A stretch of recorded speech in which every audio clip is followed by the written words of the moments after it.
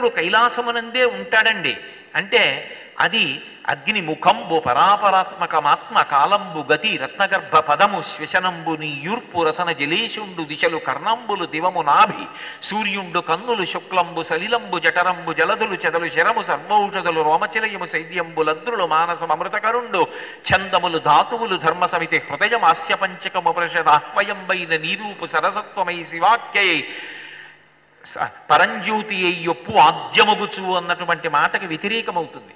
కాబట్టి ఆయన ఎప్పుడూ ఉన్నాడు, అంతటా ఉంటాడు. మరి వాహనం ఎందుకు? ఇది సమస్య.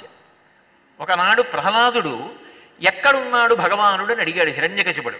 ఇందుకలడందులేడని సందేహము వలదు చక్రి సర్వోపగతుండెందెందు వెదగి చూచిన అందందేగలడు దానవాగ్రణి వింటే అన్నాడు. ఇక్కడ అక్కడ అని చెప్పకయా, నువ్వు ఇక చూడాలన్న కన్ను ఉండాలి తప్ప అంతటా ఉన్నాడు అన్నాడు. మంచిదే, అంతటా ఉన్నాడు అంటున్నావు కదా, అంతటా ఉన్నవాడైతే నా చూపుడు వేలు ఎక్కడ చూపిస్తే అక్కడి నుంచి వస్తాడా అన్నాడు. వస్తాడు అన్నాడు. ఇప్పుడు భక్తుడి యొక్క మాట నిజం అవ్వాలి. హిరణ్యకశిపుణ్ణి చంపడం ప్రధానం కాదు, భక్తుడి మాట నిజం చెయ్యడం ప్రధానం. అందుకే హిరణ్యకశిపుడు ఇలా చెయ్యెత్తాడు. ఏమో ఎక్కడ ఆగుతుందో, ఎక్కడాగినా ఇద్దరు భక్తుల మాట నిజం చెయ్యాలి. ఒకటి బ్రహ్మగారు ఇచ్చిన మాట నిజం చెయ్యాలి. బ్రహ్మగారు వరం ఇచ్చారు హిరణ్యకశిపునికి. ఏమని? ఏదో రాత్రి కాదు పగల కాదు, ప్రాణం ఉన్నది కాదు ప్రాణం లేనిది కాదు, నరుడు కాదు మృగం కాదు, యక్షుడు కాదు, గంధర్వులు కాదు, కిన్నెరులు కాదు, కింపురుషులు కాదు, ఆయుధంతో కాదు, పావులతో కాదు, ఇంట్లో కాదు, బయట కాదు, దేంతోనూ చచ్చిపోనన్నాడు. ఇన్నిటికీ మినహాయింపుగా వస్తే బ్రహ్మగారి మాట నిలబెట్టినట్టు. అంతటా ఉన్నాడని ప్రహ్లాదుడు అంటున్నాడు కాబట్టి హిరణ్యకశిపుడి వేలు ఎక్కడాగితే అక్కడి నుంచి రావాలి. ఇప్పుడు పరీక్ష ఎవరికి? నిజానికి శ్రీ మహావిష్ణువుకి. ఎందుకని అంటే భక్తుడి మాట నిలబడాలి. అందుకే హరి సర్వాకృతులంకలండనుచు ప్రహ్లాదుండు భాషింప ఎందును లేడు లేడునుచు దైత్యుండు తర్జింప శ్రీనరసింహాకృతి దాల్చనచ్యుతుడు నానాజంగమస్తావరోత్కర గర్భంబుల అన్ని దేశములను దండ ప్రభావంబునన్. ఈ బ్రహ్మాండమంతా కూడా ఒక నరసింహమైపోయి ఎక్కడ వేలాగితే అక్కడి నుంచి రావడానికి సిద్ధపడ్డాడు. ఇప్పుడు అలా రావడానికి సిద్ధపడ్డాడు, అలా వచ్చాడు అంటే ఆయన అంతటా ఉన్నాడు అనేటటువంటిది పరమసత్యం. మరి అంతటా ఉన్నవాడికి ఇహ వాహనం ఎందుకు? నేను కాకినాడ, చిత్తూరు అన్ని చోట్ల వ్యాపించిపోయి ఉన్నాను అనుకోండి, సాయంకాలం 6:30 అయ్యేటప్పటికీ కోటేశ్వరరావు అనేటప్పటికీ మైకులోంచే బయటకు వచ్చి మాట్లాడచ్చు కదా. ఇంకా మళ్ళీ నేను ఎక్కడో కాకినాడ నుంచి రావడం, నెల్లూరు నుంచి రావడం, నరసరావుపేట నుంచి రావడం ఈ మాటలు ఉండవు. నేను అలా అంతటా వ్యాపించిన వాణ్ణి కాను కాబట్టే, ఒక శరీరంతో ఒక పరిమితమైనటువంటి రూపంలో ఉన్నవాణ్ణి కాబట్టే ఒక చోటు నుంచి ఒక చోటికి రావడానికి ఒక వాహనం ఎక్కా. మరి భగవంతుడు అంతటా వ్యాపించి ఉన్నవాడైతే అసలు వాహనం ఎందుకు ఎక్కుతున్నాడు? ఆయన వాహనం ఎక్కి రావడం ఎందుకు? ఈ వాహన సేవలు ఎందుకు? ఈ వాహనాలు పట్టుకుని మనమేమో తిరుగుతూ ఉండడం, భజనలు చేస్తూ ఉండడం, కోలాటాలు ఆడుతూ ఉండడం, అదిగో వాహనం మీద వెళ్ళిపోతున్నాడని ప్రత్యక్ష వ్యాఖ్యానాలు, మనందరం సంతోషపడిపోతూ ఉండడం. మరి దేవాలయాలకి వెడితేనేమో దేవాలయంలో స్వామివారి ఎదురుగుండా ఓ వాహనం పెడుతుండడం, అబ్బో ఆయనకి నమస్కారం చేయాలండి, ఆయన స్వామివారి వాహనం అండి అంటూ ఉండడం. ఏమిటి ఇదంతా? అందుకని భగవంతుని యొక్క వాహనం దగ్గరికి వచ్చేటప్పటికి తెలుసుకోవలసినటువంటి ఒక ప్రధానమైనటువంటి రహస్యం ఒకటి ఉన్నది అని గుర్తు. ఎందుచేత అంటే వాహనము మొట్టమొదటి నుంచి ఉంది. భగవంతుడు ఎప్పుడు ఉన్నాడో అప్పుడే వాహనం ఉన్నది, యజ్ఞోపవీతంలా అని నేను అన్నాను అనుకోండి, అది భగవత్తత్వమునకు విరుద్ధము. అలా ఉండకూడదు. మరి అలా అయితే అసలు ఈ వాహనాలని భగవంతుడు ఎప్పుడు స్వీకరించాడు? ఎందుకు స్వీకరించాడు? అలా స్వీకరించడం ద్వారా మనకి ఏం చెప్పాలనుకుంటున్నాడు? ఎందుకు ఆ వాహనాన్ని స్వీకరించి ఆ వాహనానికి కూడా దేవాలయంలో ఆగమంలో ఒక స్థానాన్ని ఇచ్చాడు? ఈ విషయాలు నిజానికి తెలుసుకోవడం, వాహన సేవ చెయ్యడం ద్వారా మనం భగవంతుని యొక్క అనుగ్రహానికి పాత్రులం అవ్వడానికి కారణమవుతుంది. రెండు, మీరు ఒకటి ఎప్పుడైనా ఆలోచించండి. ఒక వ్యక్తి వాహనం మీద వెడుతున్నాడు అంటే అతన్ని మొయ్యగలిగినటువంటి సమర్థత వాహనానికి ఉండాలి. అతన్ని మోయగలిగిన సమర్థత వాహనానికి లేదనుకోండి, ఆ వాహనం ఎప్పుడూ ఆయన్ని తీసుకెళ్ళలేదు. ఉదాహరణకి నేనే ఓ 3 కేజీలు బరువు ఉండే ఓ ప్లాస్టిక్ సైకిల్ ఎక్కి కూర్చుని, లేకపోతే ఓ 10 కేజీలు బరువు ఉండేటటువంటి ఓ ప్లాస్టిక్ కార్ ఎక్కి కూర్చుని, ఓ 70 కేజీలు బరువున్న నేను ఓ 3 గంటల్లో నెల్లూరు నుంచి చిత్తూరు వెళ్ళాలన్నాను అనుకోండి, ఇంతోటి ప్లాస్టిక్ కార్ ఎడుతుందా? 5 అడుగులు వేయకుండా 10 ముక్కలు అవుతుంది అది. అయినప్పుడు నా బరువుకి తగినట్టుగా నన్ను తీసుకెళ్ళాలి అంటే నాకన్నా బాగా బరువు అయినదై ఉండాలి, నాకన్నా పెద్దదైనదై ఉండాలి. అది మొదటి నియమం. మీరు అలా ఆలోచిస్తే వినాయకుడికి వాహనం ఎలక ఎలా కుదురుతుంది? తత్వానికి అందుతుందా? చచ్చి ఊరుకుంటుందా ఎలక? ఆయన చూస్తే శుక్లాంబరధరం విష్ణుం శశివర్ణం చతుర్భుజం ప్రసన్నవదనం లంబోదరం విశాలాక్షం సుముఖశ్చైకదంతశ్చ కపిలో గజకర్ణక లంబోదరశ్చ వికటో విఘ్నరాజో గణాధిప. ఇన్ని గుణములున్నటువంటి వాడు, ఇంత లంబోదరం ఉన్నవాడు, ఏనుగు ముఖం ఉన్నవాడు, ఆయన వెళ్ళి ఓ ఎలక మీద కూర్చుంటే ఎలక వెడుతుందా? నెత్తురు కొక్కుకు చచ్చిపోదు? ఏమిటి వాహనాలు అసలు? ఎందుకు వచ్చాయి సనాతన ధర్మంలో? వాహనం లేకుండా పోనీ పూజ చేద్దామా? కుదరదే. దేవాలయంలో ఎదురుగుండా వాహనం ఉండాలి. అందుచేత వాహనం అనేటటువంటి విషయాన్ని బాహ్యంలో పరిశీలనం చేసినప్పుడు చాలా తేలికైన విషయంగా కనపడినా నిజానికి తత్వత పరిశీలించినప్పుడు మాత్రం ఆ వాహనానికి చాలా చాలా వైశిష్ట్యం ఉంటుంది.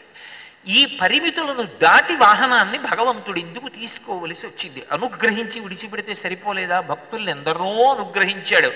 అలా ఒక గరుత్మంతుడిని అనుగ్రహించవచ్చు, ఒక శేషుణ్ణి అనుగ్రహించవచ్చు, ఒక నందీశ్వరుణ్ణి అనుగ్రహించవచ్చు. వాహనంగా ఎందుకు తీసుకున్నాడు అన్నప్పుడు ఆ తత్వం అర్థమైతే, తత్వం తెలుసుకున్నవాడు ఆ వాహన సేవ చేసినా, వాహన సేవ చూసినా, వాహనం గురించి ఆలోచించినా, వాహనానికి నమస్కరించినా దాని వలన కొన్ని ప్రయోజనములు కలుగుతాయి. నేను ఈ మాట అన్నాను కాబట్టి ఆది దంపతులు గనక పరమశివుడి యొక్క నందివాహనం గురించి మీకు ఒక మాట మనవి చేస్తా. శంకరుడు ఎప్పుడు ఉన్నాడు అని అడిగారు అనుకోండి, శంకరుడు ఎప్పుడు లేడు అని నేను ప్రశ్న వేయవలసి ఉంటుంది. ఎందుకంటే మహాప్రళయంలో అన్నీ ఆయనలోకి వెళ్ళిపోతాయి. మళ్ళీ బయటికి రావాలంటే ఆయనలోంచే రావాలి. కాబట్టి ఉన్నది ఎవరు? ఆయనే ఉన్నాడు. ఆయన వినా ఇంకొకటి లేదు. ఆయన వినా ఇంకొకటి లేకపోతే ఆయనతో పాటే ఈ వృషభ వాహనం కూడా మొదటి నుంచి ఉందా? లేదు అని చెప్తున్నాయి శాస్త్రాలు.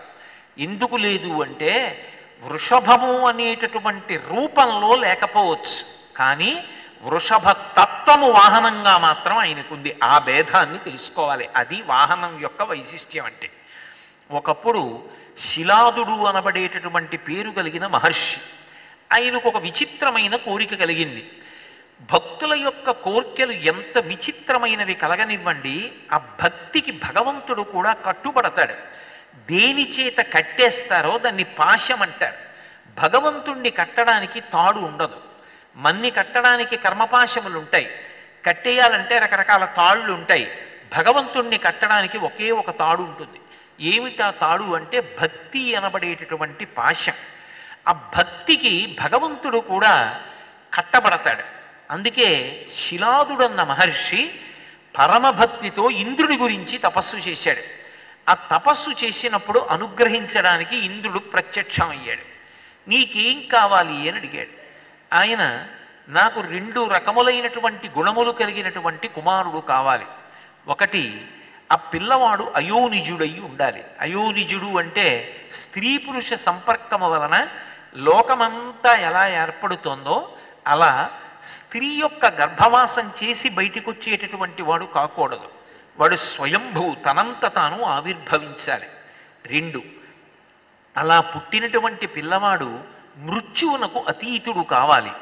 వాడు పుట్టలేదు కనుక మరణించకూడదు. వాడు స్వయంభువు, ఆవిర్భవించాడంతే. వాడొక తల్లి కడుపులోంచి పుట్టలేదు. వాడి పుట్టుకకు తండ్రి కారణము కాడు. అటువంటి వాడు కావాలి. కానీ వాడు నా కుమారుడు అని నేను చెప్పుకుని గర్వపడాలి. అటువంటి కుమారుణ్ణి నాకు ఇయ్యి అని అడిగాడు. అడిగితే దేవేంద్రుడు అన్నాడు, నాకు కూడా ఒక అధికార పరిధి అని ఉంటుంది. దేవతలకు కూడా అధికార పరిధి ఉంటుంది. ఏదో ఓ తహసీల్దార్ గారు అన్నారనుకోండి, ఆయనకో అధికార పరిధి ఉంటుంది. కాదండి ఆర్డీఓ గారు అన్నారనుకోండి, ఆయనకో పరిధి ఉంటుంది. కలెక్టర్ గారు అన్నారనుకోండి, ఆయనకో పరిధి ఉంటుంది. ఎవరికైనా ఒక పరిధి ఉంటుంది. పరిధి దాటి వ్యవహరించడం ఆ అధికారికి సాధ్యం కాదు. అలాగే నాకు కూడా ఒక అధికార పరిధి ఉంది. నువ్వు 2 కోరికలు కోరుతున్నావు ఏకకాలంలో. ఒకటి, అయోనిజుడు కావాలి అని అడుగుతున్నావు. రెండవది, మృత్యురహితుడు కావాలి అని అడుగుతున్నావు. అటువంటి పిల్లవాణ్ణి ఇవ్వగలగడం నా శక్తి సరిపోయేటటువంటి విషయంగా నాకు కనపడదు, నేను ఇవ్వలేను. అలా ఇవ్వగలిగిన వాడు ఎవరై ఉండాలి అంటే అసలు ఎవరి అధికారమునకు ఇక అవధి లేదు, ఆయన సర్వోన్నతుడు, ఆయన అధికారమును ప్రశ్నించడం సాధ్యం కాదో, సర్వోత్కృష్టమైనటువంటి సార్వభౌమ పదవి ఎందు ఉంటాడో అటువంటి వాడు చెయ్యగలడు. ఎవరైనా అంటే మనం తెల్లవారి లేస్తే అంటాం, శ్రీశైలే స్వర్ణశృంగే మణిగణ రచితే కల్పవృక్షాళిశీతే స్ఫీతే సవర్ణరత్న స్ఫురిత నవగృహే దివ్యపీఠే సుబార్హ్యే ఆసీన సోమచూడ సకరుణనయన సంగన స్మేరవక్ర శంభుశ్రీ భ్రమరీశ ప్రకటిత విభవో దేవతా సార్వభౌమ అంటారు. దేవతా సార్వభౌముడు ఆయనని ఈ పని ఎందుకు చేశామని కానీ, ఈ పని ఇలా ఎందుకు చేశామని కానీ, ఇలా ఎందుకు చెయ్యలేదని కానీ, నువ్వు ఇంత తేలికగా ఎందుకు అనుగ్రహించావని కానీ, ఇలా ఎందుకు అనుగ్రహించలేదని కానీ అడగగలిగిన ఇంకొకడు ఉండడు. అంత విస్తృతాధికారమును పొందినవాడెవరో వాడు సార్వభౌమ పదాన్ని పొందినవాడు, అటువంటి వాడు పరమశివుడు. కాబట్టి సర్వేశ్వరో మహాదేవ సతీం పుత్రాన్ ప్రదిశ్యామి, ఆయన ఉన్నాడే సర్వేశ్వరుడైనటువంటి మహాదేవుడు, ఆయన కోరుకున్నటువంటి రీతిలో అయోనిజుడైనటువంటి వాడు, మృత్యురహితుడైనటువంటి వాడు, ఈ రెండు రకములైనటువంటి లక్షణములు కలిగినటువంటి పిల్లవాణ్ణి నీకు ఇవ్వగలిగినటువంటి వాడై ఉంటాడు. కాబట్టి సతీం పుత్ర ప్రదాస్యతి, నీకు ఇవ్వగలిగిన వాడు ఆయన కనుక ఆయన గురించి తపస్సు చేయి. ఇప్పుడు మళ్ళీ ఆయన భక్తి, ఆయన యొక్క ధృతి, ఆయన పట్టుదల అటువంటివి. కాబట్టి శిలాదుడు బయలుదేరి పరమశివుడి గురించి తపించాడు. పరమశివుడు ప్రత్యక్షమయ్యాడు. ఆయనకి అసలు భగవంతుడు ప్రత్యక్షమైన స్మృతి కలగలేదు, ఎముకలు మాత్రమే మిగిలి క్రిమికీటకాదులు శరీరంలో ఉన్న సప్త ధాతువులను తినేసాయి. తపస్సు యొక్క తీవ్రమైనటువంటి లక్షణంగా శంకరాచార్యుల వారు యోగతారావళిలో చెప్తారు. శ్రీశైల శృంగ కుహరేష కదోపలప్స్యే గాత్రం యదామ మలతాహ పరివేష్టయంతి కర్ణే యదాహ విరచయంతి ఖగాశ్చ నీడాస్ అంటారు. శ్రీశైలం గుహలో తపస్సులో అలా మనసు అంతర్ముఖత్వాన్ని పొందుతుంది అని.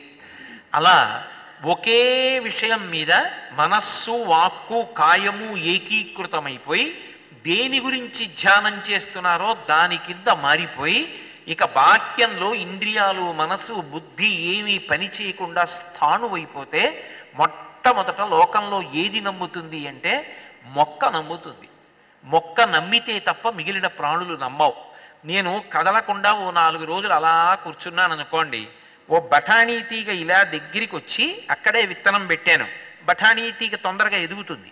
ఇలా వచ్చి నన్ను చూసి చుట్టుకోదు, నాకు ఏ చిటికిన వేలుకో బటన వేలుకో చుట్టకుండా వీడు మనుష్యుడు కదిలిపోతాడని పక్కకెళ్ళి చిన్న బెడ్డ ఉంటే బెడ్డని చుడుతుంది, ఆ పక్కన పుల్ల ముక్కుంటే దాన్ని చుడుతుంది. ఎందుకని? వీడు కదిలిపోతాడని దానికి తెలుసు, నన్ను చుట్టుకోదు. కానీ మొట్టమొదట ఏవి నమ్ముతాయంటే తీగలు నమ్ముతాయి. వీడి ఇక కదలడు, వీడు తపస్సమాధిలో ఉన్నాడు, ఇక వీడికి కదలిక ఉండదు అని తీగలు నమ్మి అల్లుకోవడం మొదలు పెడతాయి. తీగలు అల్లుకున్నాయి అనుకోండి, పక్షులు నమ్ముతాయి ఇది కదలదిక. ఇది అంటే వాటి దృష్టిలో అది ఒక కంకాళం లాంటిది, ఇక కదలదు. కాబట్టి దీన్ని మనం వాడుకోవచ్చు. అప్పుడు అవి ఏం చేస్తాయంటే పుల్లలు తెచ్చి చెవులలో గుచ్చుతాయి, గుచ్చి దాంట్లో గూడు పెడతాయి, గూడు పెట్టి పిల్లల్ని పెడతాయి. ఈ పిల్లలు, పక్షులు సాయంకాలం వేళ, ఉదయం వేళ బ్రహ్మాండమైన చప్పుడు చేస్తాయి.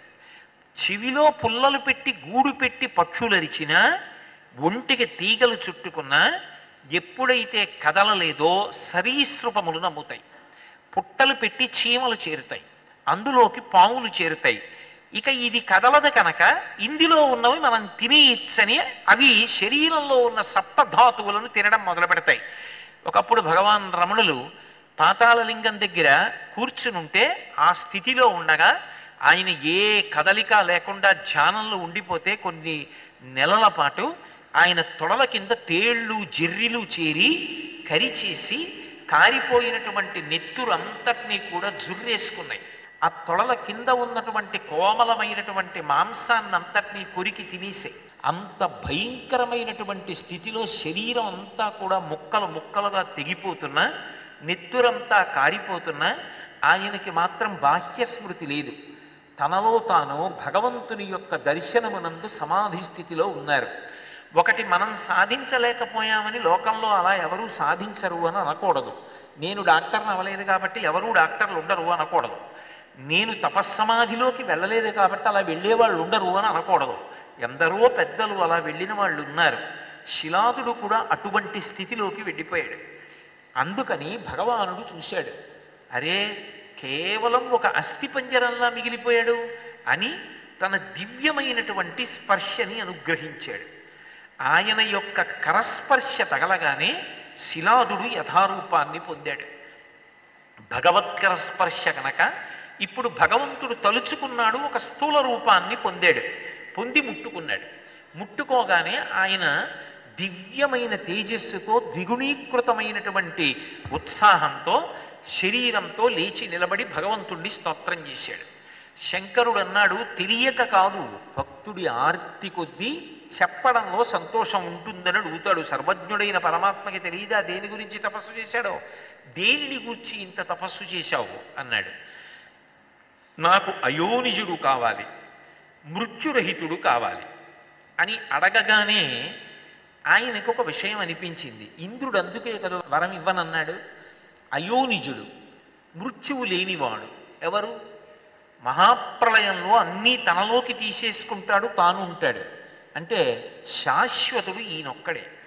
అంటే నేను తెలిసి కానీ తెలియక కానీ అడుగుతున్నది ఈయన్ని నాకు కొడుకుగా రమ్మని అడుగుతున్నాను అని నీలాంటి వాడు. ఇప్పుడు మూడోది కలిపాడు. కలిపి కొడుకు కావాలి అన్నాడు. ఆయన అన్నాడు, నీ భక్తికి మెచ్చుకున్నాను. ఇత పూర్వం బ్రహ్మాదులు నన్ను ఒక విషయం అడిగారు. నేను మహాధర్ముణ్ణి వాహనంగా వెడుతూ ఉంటాను. వాహనం అంటే అది నా తత్వం అయ్యి ఉంటుంది, అది నన్ను వహిస్తుంది. అది సాకార రూపాన్ని పొందేటట్టుగా ఒక అవతారం తీసుకోమని నన్ను అడిగారు. అంతటా ఉన్న నేను అందరూ చూడ్డానికి వీలుగా ఒక రూపాన్ని పొందాలి. ఇప్పుడు నువ్వు అడిగావు కాబట్టి ఇప్పుడు నేను నీకు కుమారుడిగా వస్తాను. కానీ అయోనిజుడుగా రావాలని కదూ నీ కోరిక, పుత్రకామేష్టి చెయ్యి. యజ్ఞకుండంలోంచి వస్తాడు నీకు కొడుకు. ఆయన వెళ్ళాడు. పరమశివుని యొక్క ఆజ్ఞ మేరకు గొప్ప యజ్ఞం చేశాడు. యజ్ఞం ఏమివ్వదు, శ్రియమిచ్చే తహుతాశన సమస్త కోర్కెలు అగ్నిహోత్రుడి ద్వారా తీరుతాయి. అందుకే అగ్నికుండంలోంచి ఒక పిల్లవాడు ఆవిర్భవించాడు. ఆ వచ్చినవాడు శంకరుడి యొక్క అవతారమని తెలుసుకోవడానికి వీలుగా త్రయంబకుడయి ఉన్నాడంటే 3 కన్నులతో ఉన్నాడు. 3 కన్నులతో 4 చేతులతో పుట్టాడు ఆ పిల్లవాడు. ఆ పిల్లవాడిని చూడగానే తండ్రికి అపరిమితమైనటువంటి ఆనందం కలిగింది. ఎందుకని? లోకంలో ఎందరో తండ్రులు ఉంటారు, ఎందరో బిడ్డలు ఉంటారు. కొడుకుని చూడగానే తండ్రికి ఆనందం కలుగుతుంది. ఎందుకని? నా హృదయం నుంచి జారినటువంటి నా తేజస్సు కొడుకు రూపంలో వచ్చింది అని సంతోషిస్తాడు. ఆత్మ వై పుత్రనామాసి అంటుంది వేదం. తానే పుత్రుడిగా లోకంలో కొనసాగింపుగా నడుస్తున్నాడు అని. కాబట్టి లోకంలో ఏ కొడుకైనా తండ్రికి ఆనందాన్ని ఇస్తాడు. అందుకే కొడుక్కి ఒక పేరుంది, నందనుడు అంటారు. నందనందనుడు అంటే నందుడి యొక్క నందనుడు, నందుడికి ఆనందం ఇచ్చినవాడు. కౌసల్యానందనుడు, కైకేయీ నందనుడు, దశరథ నందనుడు, నందనందనుడు, యశోదానందనుడు, దేవకీ నందనుడు. నందన శబ్దం చేత అర్థం ఏమిటంటే తల్లికి తండ్రికి ఆనందం ఇచ్చినవాడు కనుక నందనుడు.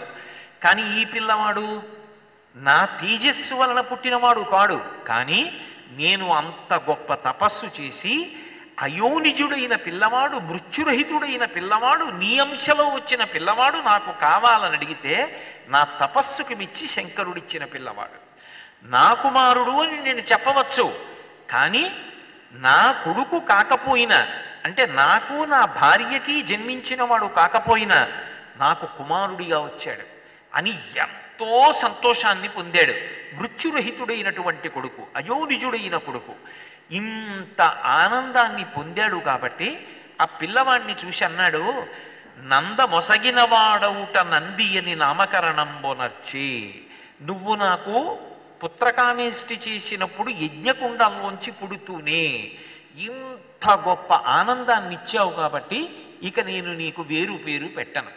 నీకు నందము అంటే ఆనందము, సంతోషం, అది ఇచ్చిన వాడివి కాబట్టి నీకు నంది అని పేరు పెడుతున్నాను. ఇక పైన నీ పేరు నంది అని నందమొసగిన వాడౌట నంది అని నామకరణంబొనర్చి నానావిధార్థ సంచయము పూనికతో అద్ది జనులకిచ్చి ఆయన రకరకాలైనటువంటి దానాలు ఎవరికి ఏ ఏ వస్తువులు ఇవ్వాలనుకుంటున్నాడో ఆయా వస్తువులు పొందడానికి అర్హులైనటువంటి వాళ్ళకి దానాలన్నీ చేసి తనిసి చేయుచు ముదమున తనరుచుండే. ఆ కొడుకుని చూసుకుంటూ వాడు వృద్ధిలోకి వస్తూ ఉంటే పరమ సంతోషాన్ని పొందుతూ ఎంతో ఆనందంగా ఉన్నాడు. ఆ పిల్లవాడికి 7 ఏళ్ళు వచ్చాయి. ఇక గర్భాష్టమంలో ఉపనయనం చెయ్యాలి, ఇంకో 2 నెలలు వస్తే. మిత్రావరులు మహర్షులు వచ్చారు. వచ్చి వాళ్ళు అన్నారు, అయ్యయ్యో ఈ పిల్లవాడికి నువ్వు ఉపనయనం చేసి ఏదో సంధ్యావందనం నేర్పి వేదం నేర్పుదాం అనుకుంటున్నావు, కానీ ఈ పిల్లవాడు అల్పాయుర్దాయం, ఈ 1 సంవత్సరమే బ్రతికుంటాడు, ఈ సంవత్సరం తర్వాత ఈ పిల్లవాడు బ్రతికుండడు, ఈ పిల్లవాడు చనిపోతాడన్నాడు. శిలాదుడు తెల్లబోయాడు. అదేమిటి, నేను వరం అడిగినప్పుడు మృత్యురహితుండి కదా అడిగాను, కానీ శంకరుడు ఇస్తానని మాట ఇచ్చాడు కదా, మళ్ళీ ఇదేమిటి మృత్యురహితుడైనటువంటి పిల్లవాడిని ఇవ్వకుండా 8వ సంవత్సరంలో మరణించేవాడిని ఇచ్చాడు అని తడబాటు పొందాడు. పిల్లవాడు అన్నాడు, నాన్నగారు దేనికి బెంగపెట్టుకుంటున్నారు, వరమిచ్చినవాడు శంకరుడు కదా, అందులో మీకేం అనుమానం లేదు కదా, హాయిగా సంతోషంగా ఉండండి. ఇక నేనంటారా, మీరేం చేద్దాం అనుకున్నారు, నేను మరణం పొందకుండా ఉంటే చూసి సంతోషించాలనుకున్నారు కదా, అలా ఉండిపోయి నాకు సంతోషం ఏంటి, నేను శంకరుడి యొక్క దర్శనం చేస్తాను కాబట్టి తపస్సు చేస్తాను, నిజంగా నాకు మృత్యు ఉంటే ఆయనే తీసేస్తాడు, లేకపోతే శివదర్శనాన్ని పొంది వస్తాను. ఇప్పుడు ఆయన వెళ్ళి తపస్సు చేశాడు. ఆయన యొక్క తపస్సు వ్యగ్రతకి, ఆ నిష్టకి శంకరుడు ప్రత్యక్షమయ్యాడు. మళ్ళీ ప్రత్యక్షమై ఆ పిల్లవాడి మెడలో దండ వేశాడు. దండ వెయ్యగానే ఆ పిల్లవాడు 3 కన్నులతో 10 చేతులతో ప్రకాశించాడు.